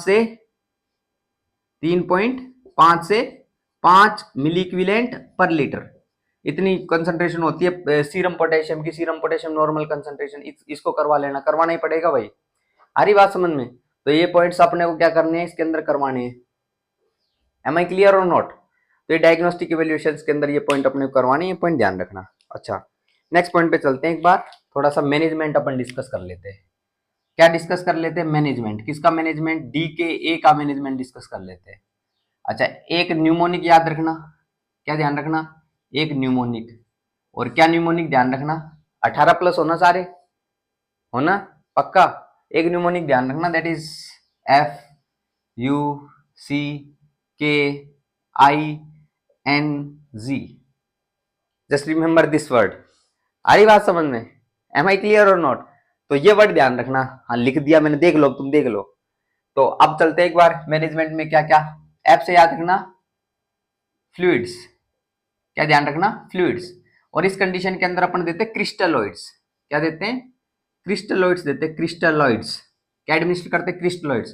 क्रिस्टलॉइड्स की अगर बात करें तो नॉर्मल सलाइन अपन एडमिनिस्टर करते हैं इसमें। क्या एडमिनिस्टर करते हैं? Normal saline. नॉर्मल सलाइन इसके अंदर अपन एडमिनिस्टर करते हैं, ध्यान रखना, नॉर्मल सलाइन। अच्छा अगर बात करें इसके अंदर अपन क्या एडमिनिस्टर कर सकते हैं, अगर इनकी अगर बात करें तो सुनना ध्यानपूर्वक बात। नॉर्मल सलाइन एडमिनिस्टर कर रहे हैं, एक तो सॉल्यूशन होता है आइसोटोनिक सॉल्यूशन, क्रिस्टलॉइड्स की अगर बात करें, एक तो आइसोटोनिक सॉल्यूशन, और नॉर्मल सलाइन आइसोटोनिक की अगर बात करें तो 0.9% W/V, 0.9% W/V नॉर्मल सलाइन अगर इसकी बात करें, इट इज आइसोटोनिक सॉल्यूशन। और इस कंडीशन में क्या कर सकते हो? हाइपोटोनिक सॉल्यूशन भी आप एडमिनिस्टर कर सकते हो। क्या? हाइपोटोनिक सॉल्यूशन भी आप एडमिनिस्टर कर सकते हो, ध्यान देना। एक तो आइसोटोनिक और एक हाइपोटोनिक सॉल्यूशन आपको एडमिनिस्टर करना है। क्लियर बात है क्या? आइसोटोनिक जो बॉडी फ्लूइड है, बॉडी फ्लूइड और सॉल्यूशन की जो कंसंट्रेशन होगी वो बराबर होगी। हाइपोटोनिक सॉल्यूशन ऐसा होगा बॉडी फ्लूइड से इस सॉल्यूशन की कंसंट्रेशन कम होगी, तो उसको हाइपोटोनिक सॉल्यूशन बोलेंगे। क्यों कर रहे हैं हाइपोटोनिक सॉल्यूशन एडमिनिस्टर? क्योंकि पहले ही कंसंट्रेशन बॉडी के अंदर ज्यादा देखने को मिल रही है हाइपरग्लाइसीमिया के कारण, तो कंसंट्रेशन बॉडी की ज्यादा है तो हाइपोटोनिक सॉल्यूशन अपने को एडमिनिस्टर करना पड़ेगा। ध्यान रखना, अगर हाइपरटोनिक कर दोगे तो कंसंट्रेशन और बढ़ जाएगी। तो हाइपोटोनिक सॉल्यूशन या आइसोटोनिक सॉल्यूशन अपन इस्तेमाल करते हैं। नॉर्मल सलाइन इसके अंदर क्या करते हैं, एडमिनिस्टर करते हैं crystalloids. Am I clear or not? Crystalloids में आप ये पढ़ते हो normal saline, Ringer's lactate. Ringer's lactate is also known as Hartmann solution. हरी बात समझो, क्रिस्टलॉइड्स के अंदर आप डिस्कस करते हो। बाकी कोलोइड्स, क्रिस्टलॉइड्स जो होते हैं वो इंट्रावेस्कुलर वॉल्यूम में कम देर के लिए रहते हैं। लेकिन कोलोइड्स की अगर बात करें, जैसे एल्ब्यूमिन कंसीडर करते हो आप, डेक्स्ट्रन पढ़ते हो, that are colloids. Albumin, next dextran, starch हो गया आपके, स्टार्च, जिलेटिन हो गया, दैट आर कोलोइड्स। लिख देता हूं भाई, इधर लिख देता हूं, क्या क्या, dextran, dextran starch, dextran starch, next gelatin, gelatin, and most important that is albumin, albumin. These are colloid solution. ध्यान देना, ये क्या होते हैं, ये कोलोइड सॉल्यूशन होते हैं, colloid solution. And colloid solution will remain in the intravascular volume for long time. Colloid जो होंगे वो इंट्रावेस्कुलर वॉल्यूम में ज्यादा समय के लिए रहेंगे, लेकिन क्रिस्टलोइड जो होंगे वो इंट्रावेस्कुलर वॉल्यूम के अंदर कम समय के लिए रहेंगे। कोलोइड और क्रिस्टलोइड की अगर बात करें, कोलोइड के कारण आप लोगों को एलर्जिक रिएक्शन ज्यादा देखने को मिलती है। Allergic reactions will not occur with crystalloids. Am I clear or not? तो इनके साथ एलर्जिक रिएक्शंस आप लोगों को देखने को मिलती है। Am I clear or not? Albumin आपने नाम सुना होगा, पक्का सुना है सर। तो ये इधर क्या करते हैं अपन, ये करते हैं। लेकिन ध्यानपूर्वक बात सुनना, इंपॉर्टेंट बातें मैं डिस्कस कर रहा हूं अब। क्या इंपॉर्टेंट बातें? इंपॉर्टेंट नर्सिंग रेस्पॉन्सिबिलिटी सुन लेना, यहीं से क्वेश्चन आएगा एग्जाम के अंदर। लिख देना कॉम्पिटिटिव एग्जाम क्वेश्चन यहीं से पूछेगा, यहीं से। Never administer rapidly, never administer rapidly, never administer rapidly. कभी भी रैपिडली मतलब तेज रफ्तार से एडमिनिस्टर नहीं करना है भाई। नेवर एडमिनिस्टर रैपिडली, तेज रफ्तार से एडमिनिस्टर नहीं करना है। अगर कर दोगे तो क्या हो जाएगा, रीजन सुन लेना। ये ब्लड सर्कुलेशन, ये बनाई ब्लड सर्कुलेशन, दूसरी तरफ मैं बना रहा हूं ब्रेन। क्या बना रहा हूं, ब्रेन। और ब्रेन वेंट्रिकल होते हैं, ब्रेन वेंट्रिकल में क्या करता है, सीएसएफ फ्लो करता है। सुनना भाई ध्यानपूर्वक बात। अगर आप क्या कर रहे हो इसके अंदर, रैपिडली इन्फ्यूज कर रहे हो, रैपिडली इन्फ्यूज, तो सुनना, अगर रैपिडली इन्फ्यूज कर रहे हो तो जैसे आइसोटोनिक सॉल्यूशन है, आइसोटोनिक सॉल्यूशन, आइसोटोनिक सॉल्यूशन, और आइसोटोनिक सॉल्यूशन का रैपिड इन्फ्यूजन कर दिया आपने, तो रैपिड इन्फ्यूजन के कारण क्या होगा, ये ब्लड सर्कुलेशन से ये सॉल्यूशन निकलेगा और सीएसएफ की तरफ ज्यादा चला जाएगा। किसकी तरफ ज्यादा चला जाएगा, सीएसएफ की तरफ, क्योंकि तेज रफ्तार से जाएगा। और तेज रफ्तार से अगर जाएगा तो इस कंडीशन में सेरिब्रल एडिमा की कंडीशन देखने को मिलेगी। कैसी condition, cerebral oedema, cerebral oedema की कंडीशन देखने को मिलेगी। और हाइपोटोनिक सॉल्यूशन अगर यूज कर रहे हो, सुनना भाई स्पेशल कॉन्सेप्ट, हाइपोटोनिक सॉल्यूशन। तो हाइपोटोनिक सॉल्यूशन ये लो, हाइपोटोनिक सॉल्यूशन अपन यूज कर रहे हैं, तो हाइपोटोनिक सॉल्यूशन होगा, इसकी कंसंट्रेशन यहाँ पर कैसी रहेगी, इसकी कंसंट्रेशन कम है। इसकी हाइपोटोनिक सॉल्यूशन का मतलब इसकी कंसंट्रेशन इधर कम है, और अगर इसकी कंसंट्रेशन इधर कम है, किसके कंपैरिजन में, ब्रेन, ब्रेन के अंदर कंसंट्रेशन ज्यादा आपको देखने को मिलेगी सीएसएफ साइड। ब्रेन के अंदर सीएसएफ की साइड कंसंट्रेशन क्या देखने को मिलेगी, ज्यादा देखने को मिलेगी अगर इन दोनों को कंपेयर करें, क्योंकि हाइपोटोनिक सॉल्यूशन इस्तेमाल कर रहे हैं। और अगर ये होगा तो कंसंट्रेशन किधर ज्यादा है, बोलो, ब्रेन की तरफ ज्यादा है सर। किसकी तरफ ज्यादा है, ब्रेन की तरफ ज्यादा, अगर इन दोनों को कंपेयर करें। पानी का मूवमेंट किधर होगा, गाड़ी चीज की तरफ होगा या कम गाड़ी चीज की तरफ होगा, पानी का मूवमेंट होगा गाड़ी चीज की तरफ। तो ये लो पानी का मूवमेंट करवाना, ये लो H2O, और पानी का मूवमेंट उधर हो गया, तो कौन सी कंडीशन, सेरिब्रल एडिमा। कौन सी condition, cerebral oedema. Crystalloids administer कर रहे हैं, आइसोटोनिक, हाइपोटोनिक, लेकिन तेज रफ्तार से नहीं करना, आईवी इन्फ्यूजन से करना है, तेज रफ्तार से मत कर लेना। M I clear or not? Otherwise cerebral oedema will occur, और सेरिब्रल एडिमा अगर हो रहा है तो उस कंडीशन में क्या देखने को मिलेगा, इंक्रीज्ड आईसीपी। क्या देखने को मिलेगा, increased ICP, increased ICP, increased ICP. और अगर अपन बात करें इंक्रीज्ड आईसीपी में, अर्ली साइन जो आपको देखने को मिलता है, अर्ली साइन वो होता है that is loss of consciousness. क्या देखने को मिलता है, loss of consciousness. Loss of consciousness is the early sign. If we are talking about adult की बात कर रहे हैं तो उसमें loss of consciousness early sign होता है। नेक्स्ट, इंक्रीज आईसीपी में लेट इंडिकेशन क्या क्या होते हैं बताओ, late indication, late indication of increase ICP. अगर इसकी अगर बात करें तो लेट इंडिकेशन में क्या क्या चीज आपको नजर आएगी, ध्यान देना, दैट इज कुसिंग ट्राइड। नाम सुनेंगे, कुसिंग ट्राइड, कुसिंग ट्राइड। तो लेट इंडिकेशन में कुसिंग ट्राइड आपको नजर आएगा। क्या नजर आएगा, कुसिंग ट्राइड। कुशिंग ट्राइड में तीन चीजें नजर आती है, कौन कौन बताएगा बताओ। पहली चीज क्या देखने को मिलती है कुशिंग ट्राइड में, that is known as irregular respiration, irregular respiration. Next, systolic blood pressure का बढ़ जाना, सिस्टोलिक बीपी का बढ़ जाना। और एक क्या चीज देखने को मिलती है, ब्रेडिकार्डिया, ब्रेडिकार्डिया, ये चीज आपको देखने को मिलती है। आ रही बात समझ में। इसीलिए ऐसे पेशेंट में डीकेए वाले पेशेंट की अगर बात करें, इसमें मैनेजमेंट भी कर रहे हैं, डीके वाला पेशेंट भी है, तो स्पेशल बात लिख देता हूं, नर्सिंग रेस्पॉन्सिबिलिटी आपकी, तो नर्सिंग रेस्पॉन्सिबिलिटी वैसे इंपॉर्टेंट है क्या, monitor the consciousness level, monitor the consciousness level, consciousness level को क्या करना है, मॉनिटर करना है, नर्सिंग रेस्पॉन्सिबिलिटीज है। क्यों करना है, क्योंकि मैनेजमेंट के अंदर भी सेरिब्रल एडिमा के कारण ये आईसीपी जो बढ़ रहा है, ध्यानपूर्वक बात सुनना, तो लॉस ऑफ कॉन्शियसनेस हो सकती है, बाकी उधर भी लॉस ऑफ, वहां पर भी पर्टिकुलर मेंटल जो स्टेट है वो ट्रिगर हो सकता है, अल्टर्ड हो सकता है उसके अंदर, तो लॉस ऑफ कॉन्शियसनेस को क्या करना है, मॉनिटर करना है। मेंटल स्टेटस एग्जामिनेशन भी आप करवा सकते हो, क्या, mental status examination, mini mental status examination कहां पढ़ते हैं, साइकेट्रिक के अंदर आ जाएंगे आपके, मेंटल हेल्थ जो आप पढ़ोगे तो उसके अंदर एमएससी और मिनी मेंटल स्टेटस एग्जामिनेशन ये दोनों आ जाएंगे, पर ये अपन करवा सकते हैं इसके अंदर। अरे बात समझ में, इसको देखने के लिए तो ये पॉइंट ध्यान रखना। मैंने एफ फ्लूइड से पर्टिकुलर क्रिस्टलॉइड में बहुत सारे कॉन्सेप्ट के आग सी लगा दी इधर बोर्ड के ऊपर, तुम लोग वो लगाते रहते हो ना इंस्टा पे यूट्यूब के ऊपर, वो भेजते रहते हो आग आग कि सर आग लगा दी, यू रॉक द क्लास। अरे ये कुछ नहीं कर रहा हूं, इधर आ जाओ तुम यार, रोक, वो आग लगाते हो ना, वो आग, वो ऐसा इधर इधर मैंने बोर्ड पे लगा दी है, तो ध्यान देना। नेक्स्ट क्रिस्टलॉइड के बाद चलते हैं यू, यू यू पे चल रहे हैं एक बार, तो यू से ध्यान रखना यूरिया, क्या ध्यान रखना, urea monitor, urea monitor, urea monitor बोले तो ब्लड यूरिया नाइट्रोजन को अपन मॉनिटर कर ही रहे हैं, तो यूरिया मॉनिटर हो गया अपना। क्यों, क्योंकि डिहाइड्रेशन की कंडीशन में यूरिया विल कंसंट्रेट, तो यूरिया को क्या करना है, मॉनिटर करना है। नॉर्मल कंसंट्रेशन अपन ने लिख दी, ये लिख दी 10 से 20 mg पर डीएल BUN की, ब्लड यूरिया नाइट्रोजन की नॉर्मल कंसंट्रेशन लिख दी। नेक्स्ट, सी से ध्यान रखना, सी से क्या ध्यान रखना, serum creatinine, serum creatinine, serum creatinine को क्या करो, मॉनिटर करो, किसको मॉनिटर करो, सीरम क्रिएटिनिन को मॉनिटर करो।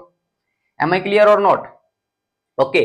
नेक्स्ट पॉइंट पे चलते हैं, के से ध्यान रखना, दैट इज पोटेशियम, क्या ध्यान रखना, पोटेशियम, केसोल दो, केसोल, केसोल, केसोल क्यों देंगे इसका भी मैं डिस्कशन करने वाला हूं, इस पॉइंट को हाईलाइट कर देता हूं, केसोल क्यों देंगे ये पॉइंट भी मैं डिस्कस करने वाला हूं ना। नेक्स्ट अगर बात करें आई से देंगे इंसुलिन, आई से क्या देंगे, इंसुलिन, अरे इंसुलिन तो देना ही है, अगर वो इंसुलिन स्टार्टिंग के अंदर इंसुलिन अगर मिल जाता पेशेंट को तो लाइपोलाइसिस ही नहीं होता, खेल ही खत्म, कीटोन बॉडीज नहीं बनती, तो इंसुलिन तो देना ही देना है। कौन सा इंसुलिन यूज करते हैं, रेगुलर इंसुलिन, कौन सा, रेगुलर इंसुलिन देते हैं भाई, रेगुलर इंसुलिन, और रेगुलर इंसुलिन आईवी रूट से देते हैं। कौन सी रूट से, एकमात्र इंसुलिन जो आईवी रूट से आप लोग दे सकते हो, रेगुलर इंसुलिन लो, तो रेगुलर इंसुलिन अपने को एडमिनिस्टर करना है इसके अंदर as a management. Am I clear or not, Humulin R नाम सुना होगा, ह्यूमिलिन आर, तो वो आप एडमिनिस्टर कर सकते हो। नेक्स्ट आई के बाद एन पे चलते हैं, एन, एन की अगर बात करें तो ध्यानपूर्वक बात सुनना, एनजी ट्यूब, क्या, एनजी ट्यूब, एनजी ट्यूब डालनी है पेशेंट को। एनजी ट्यूब कब डालनी है, पेशेंट इज अनकॉन्शियस, ये पेशेंट इज अनकॉन्शियस, अगर अनकॉन्शियस पेशेंट है तो एनजी ट्यूब का इंसर्शन करना है। क्यों करना है, फॉर द मैनेजमेंट पर्पस या for the feeding purpose, for the feeding purpose, क्योंकि अनकॉन्शियस पेशेंट को तो ऐसे नहीं बोलोगे, लो सर लो खाना, बोलते रह जाना, खाएगा नहीं, तो एनजी ट्यूब डाल देना भाई, काम चला लेना। अरे बात समझ, तो ऐसा नहीं करना है अपने को। अच्छा एनजी ट्यूब हो गई। नेक्स्ट इधर ये सीरम क्रिएटिन लिखा है, ये एक चीज और लिख सकते हो, catheterise the patient, catheterise, catheterise क्यों करना है, क्योंकि भाई मॉनिटर करनी है यूरिनरी आउटपुट को, क्या करनी है, monitor urinary output, urinary output को मॉनिटर करनी है, तो कैथेटराइज भी कर सकते हो आप पेशेंट को। कैथेटराइजेशन समझ गए क्या, कैथेटराइजेशन, एवरीबॉडी इज क्लियर, तो कैथेटराइज भी कर सकते हो। तो एनजी ट्यूब अपने डाल दी। नेक्स्ट अगर बात करें जी से ध्यान रखना, ग्लूकोज, जिसे ध्यान रखना ग्लूकोज, बोले तो डेक्सट्रोज, डेक्सट्रोज कितने परसेंट, 5%, और डेक्सट्रोज एडमिनिस्टर करनी है। अच्छा ये किस कंडीशन के अंदर अपन करते हैं ग्लूकोज एडमिनिस्टर, इधर लिख रहा हूं, पॉइंट सुनना भाई ध्यानपूर्वक बात, if patient blood if patient blood glucose level decreases less than 250 mg per dl, 250 mg पर dl से अगर कम पेशेंट चला गया तो उसके अंदर किसको एडमिनिस्टर कर देना, ग्लूकोज को एडमिनिस्टर कर देना, ग्लूकोज एडमिनिस्टर, ग्लूकोज दे देना, ग्लूकोज, डेक्सट्रोज 5% देंगे, डेक्सट्रोज 5%। अच्छा, ये क्यों अपन एडमिनिस्टर कर रहे हैं, सुनना भाई ध्यानपूर्वक, 250 mg पर डीएल से अगर कंसंट्रेशन कम चली जाए तो इसको देखो, 250 mg पर डीएल से कम अगर जा रही कंसंट्रेशन इस कंडीशन में, क्योंकि बहुत ज्यादा थी, 300, 350, 400, 450, 500 mg पर डीएल इतनी थी, और अचानक से अगर ये कंडीशन के अंदर ये आप लोगों की देखने को मिल रही है इंसुलिन के कारण, तो इंसुलिन के मैनेजमेंट के कारण ये देखने को मिल रहा है कि कंसंट्रेशन अचानक से गिर रही है। पेशेंट तो था, पेशेंट की बॉडी थी वो हाई ग्लूकोज लेवल पे अडेप्टेड थी पहले से ही, हाई ब्लड ग्लूकोज लेवल पे, और अगर इतनी कंसंट्रेशन गिर रही है तो अपने को ग्लूकोज एडमिनिस्टर करना पड़ेगा, नहीं तो हाइपोग्लाइसीमिक रिएक्शंस डेवलप हो जाएंगे, हाइपोग्लाइसीमिया में चला जाएगा पेशेंट। तो ये पॉइंट ध्यान रखना इधर, हरी बात समझ में। तो ग्लूकोज को क्या कर देना, एडमिनिस्टर कर देना। और ऐसे पर्टिकुलर पर्सन जो बच्चे होते हैं ना, बच्चे अगर उनकी बात करें, जो माल नरिष्ट बच्चे होते हैं, उनके अंदर पर्टिकुलर ये 250 mg पर डीएल से जाने की कंसंट्रेशन कम होने की कंसंट्रेशन ज्यादा होती है। तो मेनली किस में होता है, माल नरिष्ट बच्चों में, माल नरिष्ट चिल्ड्रंस। अरे माल नरिष्ट का मतलब तो समझते हो, हैं? माल नरिष्ट का मतलब तो समझते हो। तो ऐसे जो माल नरिष्ट जो बच्चे होते हैं, माल नरिष्ट बच्चे, उनकी अगर बात करें, उनमें ऐसे 250 mg पर डीएल से भी ग्लूकोज कंसंट्रेशन कम देखने को मिल सकती है, चली जाती है। तो उसके अंदर अपन डेक्सट्रोज या ग्लूकोज को क्या करते हैं, एडमिनिस्टर करते हैं। क्लियर बात है क्या? तो ये पॉइंट अपन ने डिस्कस कर दिया। अब कुछ मैं स्पेशल पॉइंट में यहां पर और डिस्कस करना चाहता हूं, और इधर आ जाओ, इस पॉइंट पे आ जाओ, just focus on this section now. इधर फोकस करो भाई, वो है ना कि मैं तेनू रखी है फोकस ते सारी दुनिया ब्लर करके, सुना है क्या? हाँ सर, आप तो ग्लूकोज को ही फोकस पे रखते हो कि मैं तेनू रखी है फोकस ते सारी दुनिया ब्लर करके। अब तुम्हें इधर फोकस करना है, बस इधर, ठीक है? आपके जीवन के अंदर देखो, सबके जीवन में तो ग्लूकोज होती नहीं है, अब मेरे जीवन में है तो मैं तो रख सकता हूँ, लेकिन तुम्हें कहाँ फोकस करना है बोर्ड के ऊपर। सर क्या है यार, ऐसी बात मत करो यार, दिल जलता है भाई, क्या करूं, मैं देखो दिल नहीं जलाना चाहता तुम्हारा, मैं तुम्हें डीके का मैनेजमेंट पढ़ाना चाहता हूं। आ जाओ, इधर आ जाओ, करें स्टार्ट। सुनना भाई, इधर देखना, ये पोटेशियम इधर चलते हैं एक बार, सुनो। अगर अपन बात करें आईवी फ्लूइड अपन एडमिनिस्टर कर रहे हैं इस पर्टिकुलर कंडीशन में, तो आईवी फ्लूइड से क्या होगा, सुनना। आईवी फ्लूइड से क्या होगा, जो अपने इलेक्ट्रोलाइट्स थे वो बैलेंस में आ जाएंगे, इलेक्ट्रोलाइट बैलेंस, और फ्लूइड जो लॉस हुआ था पॉलीयूरिया के कारण, उस फ्लूइड का बैलेंस कर सकते हो। आ रही बात समझ में? इलेक्ट्रोलाइट बैलेंस कर सकते हो और फ्लूइड का बैलेंस कर सकते हो। इवन दो आईवी फ्लूइड के साथ में जो कीटोन बॉडीज थी, वो ketone bodies will flush out in the urine, ketone bodies will flush out in the urine. तो कीटोन बॉडीज का फ्लश आउट आपको देखने को मिलेगा यूरिन के अंदर। क्लियर बात है क्या? कीटोन बॉडीज के टेस्ट के लिए एक अपन टेस्ट करते हैं, मतलब कीटोन बॉडीज को पता लगाने के लिए। कोई बता सकता है क्या, which test is performed for detection of ketone bodies? Again important, कौन सा टेस्ट करते हैं? एक टेस्ट करते हैं, अगर आपने नाम सुना हो तो, ROTHERA, रोथेरा टेस्ट। किस किसने नाम सुना है रोथेरा टेस्ट? तो रोथेरा टेस्ट अपन करते हैं कीटोन बॉडीज को डिटेक्ट करने के लिए, रोथेरा टेस्ट। ठीक है क्या? नहीं सुन रखा तो कोई दिक्कत नहीं है, बायोकेमिस्ट्री में पढ़ा दूंगा, टेंशन मत लो, सब पढ़ा दूंगा मैं। IV fluid, electrolyte balance and fluid balance, ये आईवी फ्लूइड अगर देंगे तो इसके लिए responsible. M I clear or not? Next second point ध्यान रखना इधर एक बार, पॉइंट रेगुलर इंसुलिन देंगे तो रेगुलर इंसुलिन क्या करेगा, सुनना भाई ध्यानपूर्वक। अरे भाई ये तो दे ही देना, अगर इंसुलिन अगर स्टार्टिंग में मिल जाता ना पेशेंट को तो डीके होता ही नहीं, क्योंकि इंसुलिन अगर होता तो लाइपोलाइसिस होने ही नहीं देता वो। Small amount of insulin can prevent lipolysis, तो रेगुलर इंसुलिन एडमिनिस्टर करो। अगर रेगुलर इंसुलिन आप एडमिनिस्टर करते हो, सुनना भाई, ये सेल, ये बनाई मैंने सेल, अब होगा क्या, ये सेल बना दी तो होगा क्या, सुनना। इधर प्रेजेंट ब्लड सर्कुलेशन, ये लो ये ब्लड सर्कुलेशन, ये लो इधर ग्लूकोज। इंसुलिन क्या करेगा, इस ग्लूकोज को सेल में तो डाल देगा, सेल के अंदर तो इस ग्लूकोज को डाल दिया। लेकिन अगर अपन बात करें, एक कार्यक्रम और कर देगा, ये क्या कार्यक्रम कर देगा, ब्लड सर्कुलेशन में से उठाएगा पोटेशियम को, और उस पोटेशियम को भी किस में डाल देगा, सेल में। मतलब इंसुलिन ग्लूकोज को तो क्लियर कर रहा है, बहुत अच्छी बात है, लेकिन इंसुलिन क्या कर रहा है भाई, ये पोटेशियम का भी यूटिलाइजेशन करवा रहा है। बोले तो पोटेशियम को सेल के अंदर डाल रहा है, और सेल के अंदर अगर पोटेशियम चला गया तो अब होगा क्या, इस ब्लड सर्कुलेशन में पोटेशियम की कंसंट्रेशन कम हो गई, अगर कम हो गई तो हाइपोकैलेमिया, कम हो गई तो हाइपोकैलेमिया, और हाइपोकैलेमिया तो फिर क्या, ईसीजी चेंजेस के लिए मॉनिटर करो, ईसीजी चेंजेस, ईसीजी चेंजेस के लिए मॉनिटर करो भाई, ध्यानपूर्वक बात सुनना, ईसीजी चेंजेस के लिए। हाइपोकैलेमिया में अगर मैं एक ईसीजी चेंज अगर बताना चाहूं तो ध्यान रखना, एक वेव आपको देखने को मिलती है हाइपोकैलेमिया में, उस वेव को बोलते हैं you wave, prominent you wave आपको नजर आती है इसके अंदर। और मैं हाइपोकैलेमिया पूरा ईसीजी सब पढ़ा दूंगा, टेंशन मत लो, पर अभी थोड़ा सब्र रखो। प्रोमिनेंट यू वेव आपको देखने को मिलती है इस कंडीशन में, आ रही बात समझ में? तो प्रोमिनेंट यू वेव ध्यान रखना, क्वेश्चन आता है ये, प्रोमिनेंट यू वेव किस में देखने को मिलती है, competitive exam question, that is hypokalemia. Am I clear or not? तो ये ध्यान रखना। अच्छा, अब ईसीजी के लिए मॉनिटर कर लिया अपन, ईसीजी चेंज के लिए सीरम पोटेशियम को भी मॉनिटर करते रहना है, अरे बात समझ में? और लगा देना वो इलेक्ट्रोड्स वगैरह लगा देना, कार्डियक मॉनिटरिंग कर लेना, इधर लिख देता हूँ ईसीजी चेंजेस कार्डियक मॉनिटरिंग पूरी कर लेना भाई, जरूरी है, यही काम है आपके, बाकी तो काम डॉक्टर के हैं, लेकिन ये जो काम आपके हैं ये आप करते नहीं, और बाकी आप डॉक्टर वाले पूरे काम करते हो। तो ये अब सुनना भाई, ये कर दिया। अब आपने देखो, इंसुलिन सही तरीके से दिया नहीं, और इंसुलिन सही तरीके से नहीं दिया, रैपिडली इन्फ्यूज कर दिया, उसके कारण पेशेंट में हाइपोकैलेमिया डेवलप कर दिया। मतलब पेशेंट हो सकता है डीके से तो ना मरे, लेकिन तुम पेशेंट के अंदर ये रेगुलर इंसुलिन को तेज रफ्तार से एडमिनिस्टर कर मतलब हो सकता है कि हाइपोकैलेमिया से पेशेंट को मार दो।